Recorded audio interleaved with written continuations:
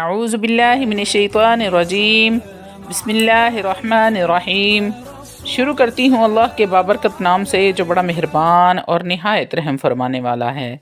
لاکھوں کروڑوں درود و سلام ہوں کملی والے آقا محمد مصطفیٰ صلی اللہ علیہ وآلہ وسلم پر، جو خاتم النبیین ہیں، جو خاتم المرسلین ہیں، جن کے بعد نہ کوئی نبی ہے نہ رسول ہے۔ لاکھوں کروڑوں درود و سلام ہوں اہل بیت پر۔ السلام علیکم ورحمۃ اللہ وبرکاتہ۔ آپ دیکھ رہے ہیں میرا یوٹیوب چینل مکافات عمل۔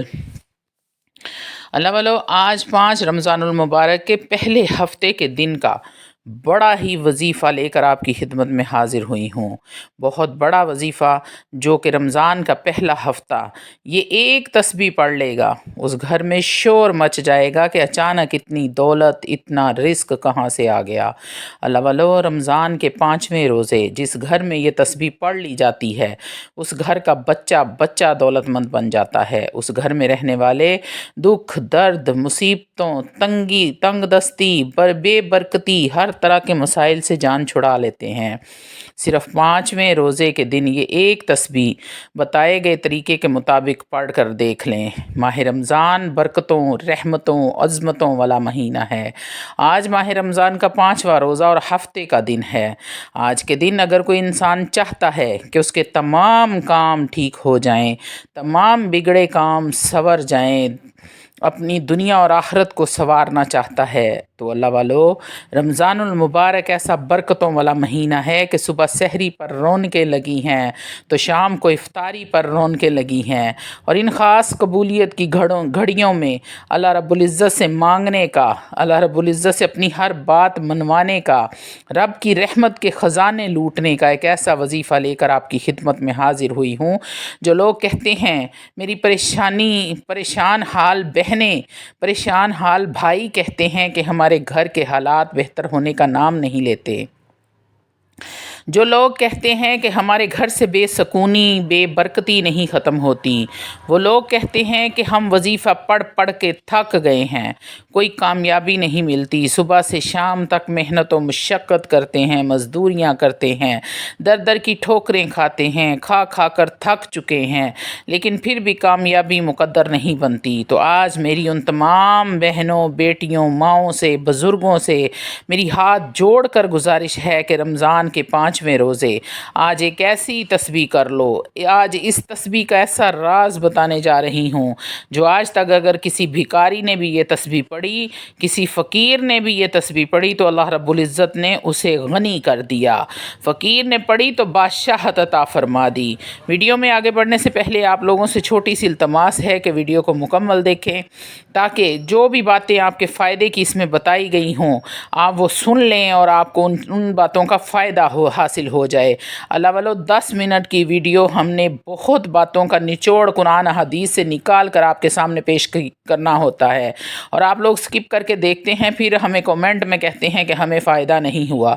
تو اللہ والو، جب تک آپ تمام فائدے اس وظیفے کے سنیں گے نہیں، ان کو سمجھیں گے نہیں، تو آپ کو فائدہ کیسے ہوگا؟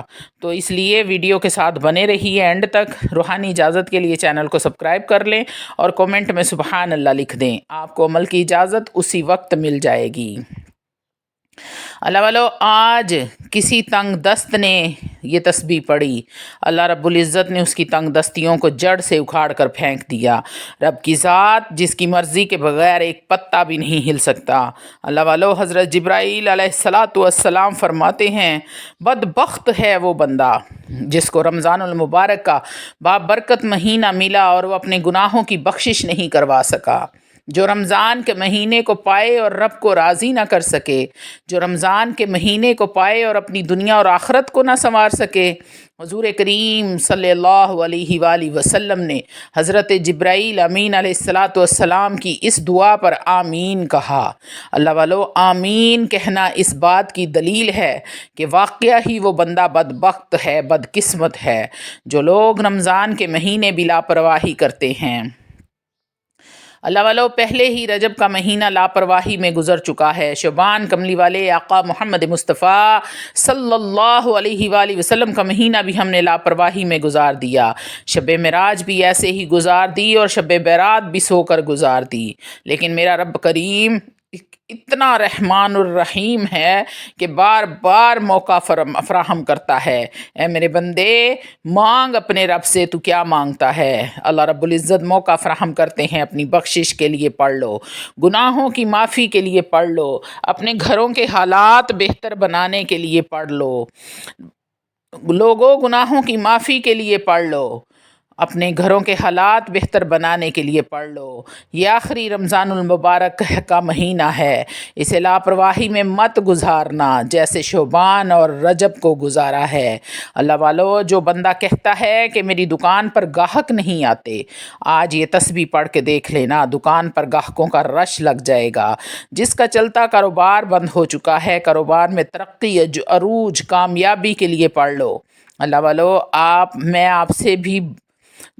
میں سے جو بھی میرا بھائی بے روزگار بیٹھا ہے، وہ روزگار کے لیے پڑھ لے۔ جو میری بہن بھائی جادو ٹونے، تعویذات، حسد، نظر بد، منافقین کے شر سے پریشان ہیں، آج یہ وظیفہ کرتے ہی طاقتور ترین دشمن کی بھی چیخیں نکل جائیں گی، کیونکہ آج کا جدید دور ہے۔ آج کا دشمن آپ کو گولی سے نہیں مارتا، گالی نہیں دیتا، بدتمیزی نہیں کرتا، آج کا دشمن جادو کا وار کرتا ہے۔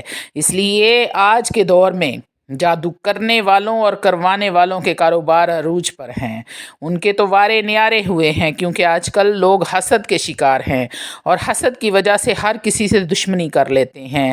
اکابرین کا یہ قول ہے، جب یہ تسبیح پڑھی جاتی ہے تو ترازو کا پلڑا بھاری ہو جاتا ہے، نیکیاں بڑھ جاتی ہیں۔ آتے ہیں عمل کی طرف کہ آپ نے کرنا کیا ہے۔ 5 رمضان ہفتے کے دن، پورا دن اور پوری رات آپ کے پاس ہے۔ اللہ صمد، یہ 5ویں روزے کا خاص عمل ہے۔ آپ نے اللہ صمد کو صرف اور صرف 11 بار پڑھنا ہے۔ یہ بات یاد رہے کہ جب آپ عمل شروع کرنے لگیں، عمل شروع کرنے سے لے کے عمل کے آخر تک کسی سے بات چیت نہیں کرنی ہے۔ کسی ایسی تنہائی والی جگہ پر بیٹھ کر کریں جہاں کوئی آپ کو ڈسٹرب نہ کریں، اور کوشش کریں کہ روزے کی حالت میں اس عمل کو کریں۔ اب آپ نے دوسرے نمبر پر جو وظیفہ پڑھنا ہے وہ 5ویں روزے کے دن کی خاص تسبیح ہے۔ آپ نے لا الہ الا اللہ محمد الرسول اللہ کو پڑھنا ہے۔ اللہ والو، آج میں اس وظیفے کی دلیل دوں گی۔